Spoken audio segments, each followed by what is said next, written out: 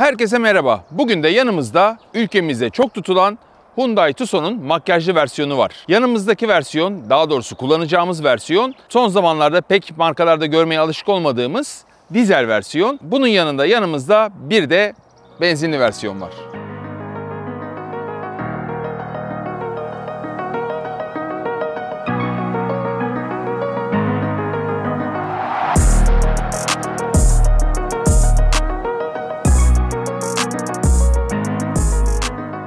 Otomobili anlatmaya başlamadan önce sponsorumuz Opet Madeni Yağları'nın bu otomobil için önerdiği yağdan bahsedeceğim. Fulltech VB030. Opet Fulltech VB030, Opet Madeni Yağları'nın yeni geliştirdiği yağlardan biri. Özellikle yeni nesil performans odaklı benzinli ve dizel araçlarda kullanılabiliyor. Tamamen sentetik olan VB030, üstün viskozitesi sayesinde, yani akışkanlığı sayesinde 530 ve daha ince olan yağlardan daha fazla akışkanlık sağlar ve özellikle bu tip performanslı araçlarda sürtünmeyi minimuma indirerek yakıt ekonomisi sağlar. Soğuk hava şartlarında mükemmel akıcılığı sayesinde ilk çalışma esnasında motor parçalarının hızlı yağlanmasını sağlayarak motoru aşınmaya karşı korur. Düşük uçuculuğu sayesinde ise yağ tüketimini azaltır, böylece hidrokarbon kirliliğinin azaltılmasında da yardımcı olur. Yağımızı bagajımıza koyalım ve otomobili anlatmaya başlayalım. Hyundai Tucson markanın C-SUV segmentinde en köklü ve en çok sattığı model. 20 yıl önce satışına başlanan model Türkiye'de 110 bin adetten fazla satıldı. 2020 yılında 3. nesline kavuşan Tucson'da böyle çok farklı bir yüz vardı. Biraz daha melekleri andıran, hatta onunla lansman yaptılar. Şuradaki gündüz farları bu otomobile de aynı şekilde devam ediyor. Ama ufak farklılıklar var. Bir öncekinde 4 farklı burada yanan ışık vardı. Burada o sayıyı bir azaltıp 3'e tamamlamışlar. Fakat buradaki ızgarayı biraz daha genişletmişler. Otomobil daha sportif bir hal almış. Ayrıca ızgaranın içindeki şu kanalları da, boşlukları da biraz daha rahatlatmışlar, ferahlatmışlar. Dikkat ettiyseniz Hyundai logosu artık krom değil, siyah olarak geliyor. Ve bu da otomobili çok daha sportif, çok daha böyle albenili gösteriyor.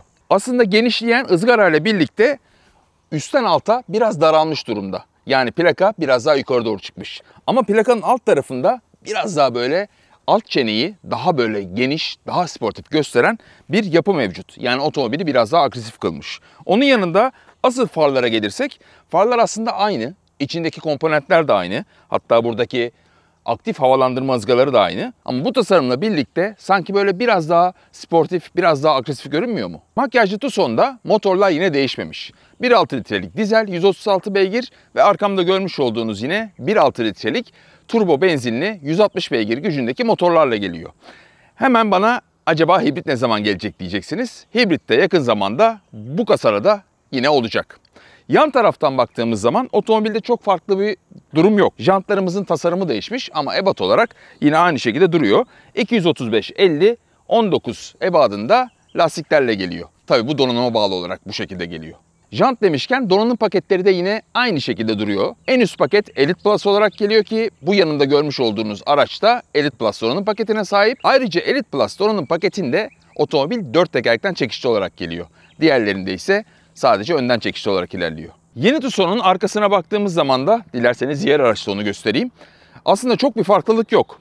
Ufak tefek farklılıklar var. Arka tarafta özellikle tamponun altındaki difüzör değişmiş. İlk göze çarpan bu. Ama dikkatlice bakarsanız camın da değiştiğini görebiliyorsunuz. Camın eskiden şuradan bir parçası vardı ve Hyundai logosu o parçanın üstündeydi. Bu sefer o parça yok olmuş, yekpare cam olmuş ve Hyundai logosu o camın arka tarafına gizlenmiş. Gizlenmiş derken tabii burada aslan gibi duruyor. Onun dışında şüpheniz olmasın, arkada herhangi bir silecek yok diyebilirsiniz ama silecek yukarıda. Çalıştırdığınız zaman yukarıdan aşağı doğru yine arka camınızı siliyor. Bu arada Hyundai Tucson'larda değişik bir özellik var. Genelde yeni Hyundai modellerinde bu özellik var. Siz otomobile yaklaştığınız zaman eskiden böyle ayakla açıp kapardınız ya, öyle bir şeye gerek yok. Eğer anahtar cebinizdeyse ve sabit bir şekilde 3 saniye otomobilin arkasında durursanız sizi ilk başta uyarıyor. Bip bip bip diyor ve sonra bagajı kendi açıyor ve sizin rahat bir şekilde yükleme yapmanızı sağlıyor. Tabii kapatmayı yine buradan yapıyorsunuz. Bu arada Hyundai Tucson'un bagajı da rakiplerine göre oldukça büyük. 620 litrelik bir hacmi var. Koltuklar yatırıldığı zaman 1700 küsür litrelere kadar büyüyebiliyor. Bu da yine C segmentinde iyi bir değer. Bu arada şöyle düşünüyor olabilirsiniz. Yani bir far, ufak tefek sinyaller, tampon vesaire bunlarla makyaj olur mu diyebilirsiniz ama içeriye baktığınız zaman yanıldığınızı göreceksiniz. Çünkü içerisi bambaşka bir otomobil haline dönüşmüş.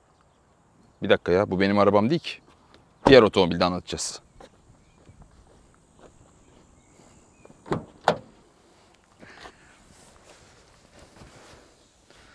İşte bu koltuğa oturduğunuz zaman burada bambaşka bir manzara var. Tamamen yepyeni bir otomobile oturmuş gibisiniz. Makyaj operasyonlarında genelde bu yapılmaz. Genelde dışarısı daha çok makyajlanır, içeride birkaç tane incik boncuk detay eklenir. Ama bu sefer otomobilin direksiyonuna kadar, ekranına kadar, göstergesine kadar, klima paneline kadar her şey değişmiş. Biraz böyle Ioniq 5, biraz Ioniq 6, yeni modern elektrikli otomobillerden bayağı bir ilham almış. Hava çok sıcak, 35 derece. O yüzden motoru çalıştırıyorum. Bu arada motoru çalıştırmışken de bakın otomobilin bir dizel olduğundan da bahsetmek istiyorum. C-SUV segmentinde çok fazla dizel otomobil yok. Ve daha önceki Hyundai Tucson satışlarına da baktığınız zaman satışların büyük bir kısmını dizeller domine ediyor. Dolayısıyla Hyundai de dizelden hala vazgeçmedi ve hatta üzerine gidip daha iddialı bile hale getirmeye çalışıyor. Şanzımanda da bir değişiklik yok. Yine çift kavramalı 7 ileri, 7 DCT olarak adlandırdığımız şanzıman var. İzninizle bir klimayı da açayım. Klimanın aynı zamanda bütün kontrolleri değişmiş. Buradaki ekranlar değişmiş. Ama buradaki ekranların değişmesine rağmen yine burada fiziksel butonların hala yer alıyor olması olayını ben zaten çok seviyorum. Çünkü oldu ki burada herhangi bir sorun oldu ya da işte buradaki işler biraz daha karıştı ya da siz otomobili sürerken bir anda buraları belki kontrol edemezsiniz dikkatinizi dağıtmadan ama burada her şey yerli yerinde olduğu için çok daha hızlı bir şekilde klima kontrollerini yapabilirsiniz. Bu arada hemen soğutmamızı da açalım. Koltuk soğutmamızı. Çok sıcak çünkü. Biraz böyle rahatlayalım, ferahlayalım. Dikkat ettiyseniz bakın burada bir vites topuzu var. Tucson'da vites topuzu buradaydı. Buradaki yapı da biraz daha farklıydı. Daha aşağıdaydı. Şimdi vites topuzunu buradan alıp direksiyon koluna koyunca burada inanılmaz bir yer kazanılmış oluyor. Ve bu yeri de çok iyi bir şekilde değerlendirmişler Hyundai iç tasarım mühendisleri. Ne yapmışlar? Mesela kablosuz şarj istasyonunu buraya koymuşlar. Hemen yanınıza telefon duruyor. Yanında 2 tane bardaklık. Şurada kontrol butonları vardı. Onlar eskiden buradaydı. Onları buraya almışlar. Burada biraz daha yer kazanmışlar. Zaten şu USB olayını ben çok seviyorum. İsterseniz USB'yi bağladığınız zaman entegre olarak çalışıyor. Ama sadece şarj edeyim derseniz şuradaki düğmeye basıyorsunuz ve sadece şarj edebiliyorsunuz. O da güzel bir ayrıntıydı. Şu alt tarafta yine kocaman bir göz yapmışlar. Bunun yine alt tarafında yine kocaman bir saklama alanı var. Ne demiştik? Klima kumandaları burada bir ünite içinde yer alıyor. Üst tarafta yine şöyle kavisli tek parça halinde gözüken ama aslında 12.3 ve 12.3 inç olarak hem gösterge hem de multimedya ekranını bir çerçevenin içine gömmüşler. Bu da zaten yine Ioniq 5, Ioniq 6'dan alınmış özelliklerden biri. Bu arada Kona'yı da es geçmemek lazım. Çünkü Hyundai Kona'da da mesela otomobili şurası Hyundai Kona. Göstergesi aşağı yukarı aynı. Direksiyon yine Hyundai Kona. Tamam, Ioniq modellerini de andırıyor. Burada artık Hyundai logosu yok. 4 tane çizgi var. Daha doğrusu çizginin içinde 4 tane nokta var. Ve bunlar Morse alfabesiyle aslında bir H harfini barındırıyor. Bu da yine Hyundai'nin ince düşüncelerinden biri. Zaten direksiyon yine daha küçük, daha sportif. Buradaki butonlar çok daha iyi bir şekilde çalışıyor.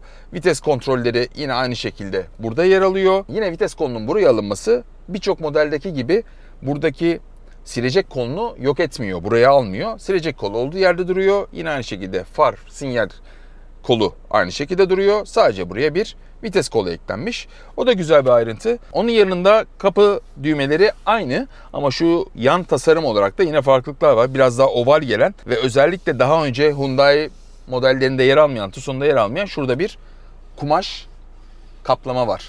O da otomobilin böyle daha ne diyeyim, daha premium, daha niş gözükmesine neden oluyor. Ben kumaş vesaire böyle çok farklı materyallerin kullanılmasını seviyorum. Tabii hepsinin çok fazla kontrast olmaması kaydıyla. Burada yine yumuşacık bir göğsümüz, işte dikişlerimiz vesaire vesaire.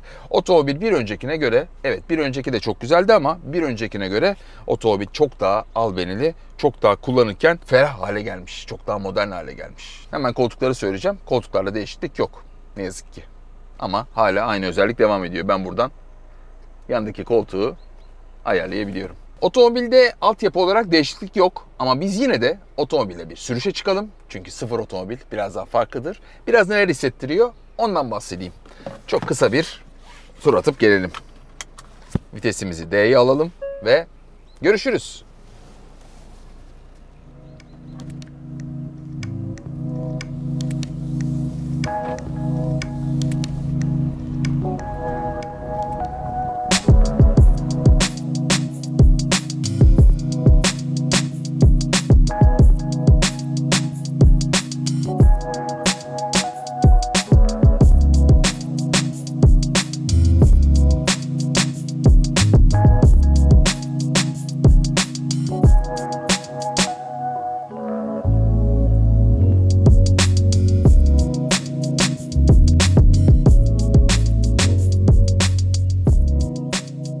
Şimdi biraz önce bahsettiğim gibi otomobilin en çok tercih edilen motor versiyonuyla bir yola çıktık. 1.6 litre hacminde 136 beygir gücünde bir turbo dizel motor var bu otomobilde.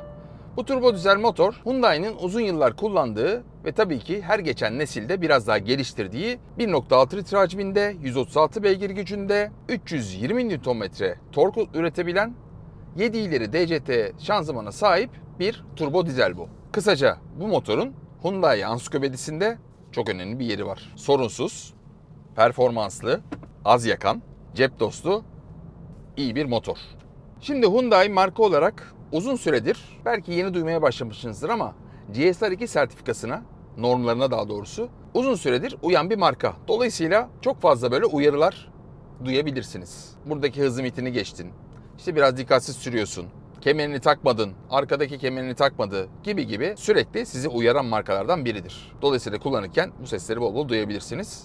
Ne oluyor orada demeyin. Şimdi bir önceki Tucson'un, daha doğrusu makyajsız olan Tucson'un da çok rafine bir sürüşü vardı. SUV'ler normal şartlarda yerden yüksek olduğu için biraz daha sürüşleri daha böyle sürücüyle otomobil arasına bir pamuk girmiş gibidir, yastık varmış gibidir. Bunda öyle bir durum yok ama bu konforu da olumsuz olarak etkilemiyor. Yani otomobilin hem konforlu hem de direksiyon tepkisi, viraj tepkisi vesaire bakımından da zevkli olması, o ayar çok önemli. Ve Hyundai mühendisleri de bu ayarı çok iyi yapmışlar. Açık söylemek gerekirse. Kullandığım çoğu C SUV'de bu büyük jantlardan da dolayı biraz konfor genelde biraz bozuk oluyor. Otomobil sert oluyor. Fakat şimdi Tucson'a baktığınız zaman bunu görmüyorsunuz. Konfordan ödün vermiyorsunuz. Bu bence, bana göre daha doğrusu, en önemli kriterlerden biri. Çünkü sonuçta baktığınız zaman bu bir aile otomobili. Yerden yüksek bir aile otomobili. Evet, kullanırken zevk vermeli ama aynı anda içeridekileri de çok sert karakterinden dolayı yormamalı. Bakın mesela şurada bir kasis var. Bakın. Neredeyse 40 km hızla geçtim. Çok fazla sarsılmadım dikkat ediyorsanız. Elbette dizel motorun bir hırıltısı var ama o eski dizel motorlar gibi değil kesinlikle. Onun dışında yol sesi ve rüzgar sesi bakımından da otomobilin başarılı olduğunu söylemem lazım. Hatta şöyle bir hızlanalım.